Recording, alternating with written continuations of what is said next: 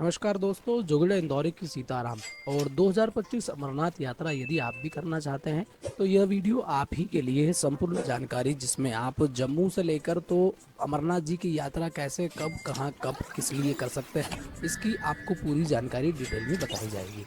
अमरनाथ यात्रा 2025 में क्या क्या बदलाव किए गए हैं, जम्मू में कहां पर ठहर सकते हैं, किस वाहन से कैसे आ सकते हैं, यात्रा किस रूट से करनी होगी, पहलगाम से करें या बालटाल से करें, इसकी आपको संपूर्ण जानकारी इस वीडियो में दी जाएगी। चैनल को सब्सक्राइब कर लीजिएगा, वीडियो को शेयर जरूर करिएगा जिसके साथ भी आप अमरनाथ यात्रा करना चाहते हैं, या फिर इस वीडियो को उन महत्वपूर्ण लोगों को जरूर शेयर करिए जो 2025 में अमरनाथ जी की यात्रा करने की इच्छा रखते हैं।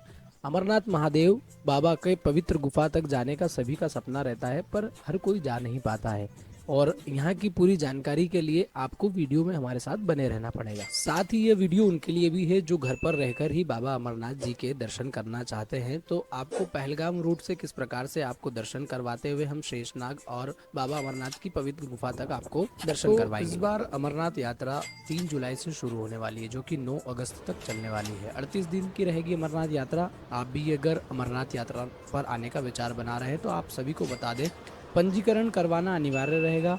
पंजीकरण करवाने के लिए तीर्थ यात्रा के लिए जो सबसे बड़ी खुशखबरी है वह आप सभी को बता दें, 15 मार्च से अपडेट है कि मेडिकल शुरू हो जाएंगे और मान्य मेडिकल 15 मार्च के ही माने जाएंगे।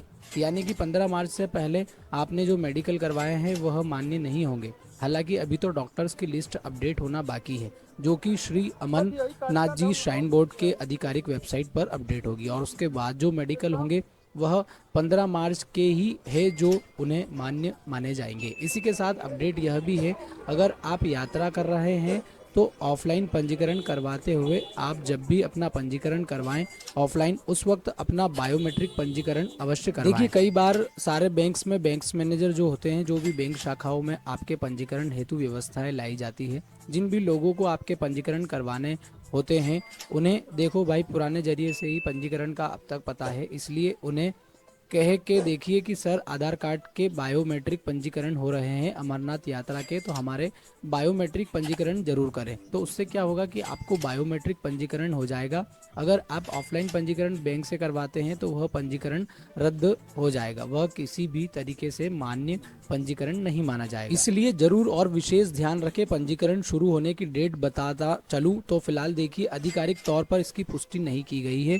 पूरी की पूरी उम्मीद है कि 1 अप्रैल से पहले या फिर 1 अप्रैल से ऑफलाइन या ऑनलाइन दोनों पंजीकरण की प्रक्रिया शुरू कर दी जाएगी। तीर्थ यात्री के लिए जो आपके लिए एक बड़ी खबर है, वो साथ ही साथ आप सभी को यह बताता चलूं, अगर आप यात्रा पर आ रहे हैं तो देखिए, यात्रा पर आने वाले कई सारे तीर्थ यात्री के दिल में संदेह रहता है कि अमरनाथ जी की यात्रा के दौरान आखिरकार अगर हम जाएं बालटाल से या फिर पहलगाम रूट से, गुफा की दूरी जो है टोटल 48 किलोमीटर की हो रही है।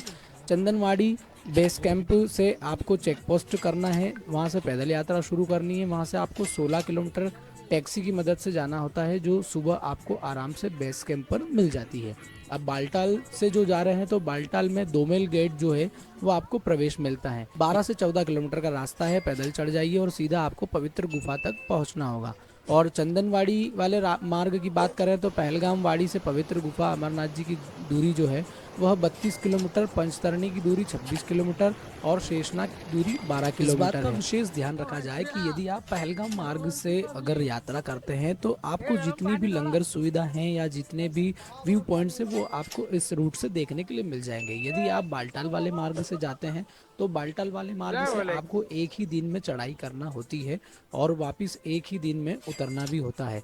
यदि आपको कहीं पर स्टे करना है, यदि आप रुकने के लिए या ठहरने की व्यवस्था देखते हैं तो आपको बालटाल वाले मार्ग पर लंगर व्यवस्था भी कम देखने के लिए मिलती है और साथ ही वहां पर रुकने की व्यवस्था भी कम होती है। अब बात करते हैं कुल अमरनाथ यात्रा करने के लिए फाइनली आपको किन किन चीजों का विशेष ध्यान रखना पड़ता है और कैसी प्रोसेस होती है।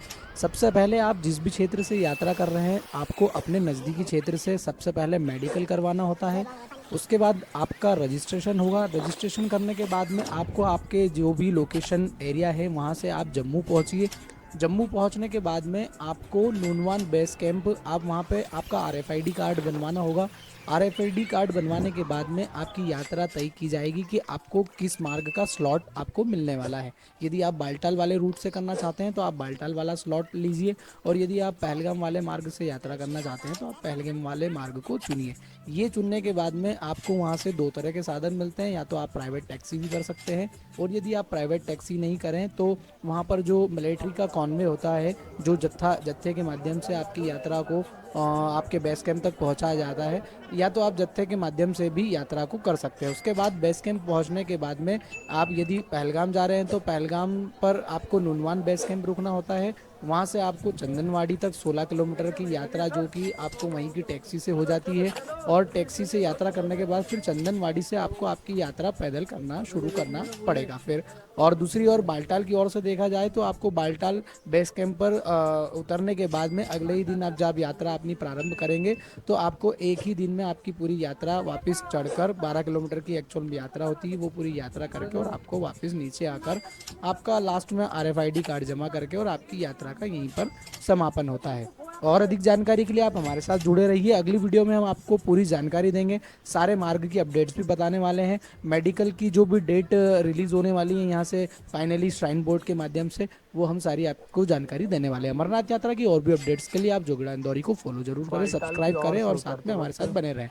इसके अलावा यदि आपकी और भी कुछ क्वेरीज हो तो आप हमें इंस्टाग्राम पर मैसेज करिए, सर्च करिएगा जोगड़ा इंदौरी, और वहाँ पर आप हमें पर्सनली मैसेज करके आपको जो भी जानकारी चाहिए आप जान सकते हैं। मिलते हैं अगले वीडियो में चार धाम यात्रा की और भी अपडेट्स के लिए आप जोगड़ा इंदौरी को फॉलो जरूर करिएगा। जोगड़ा इंदौरी को सभी की जय सीताराम।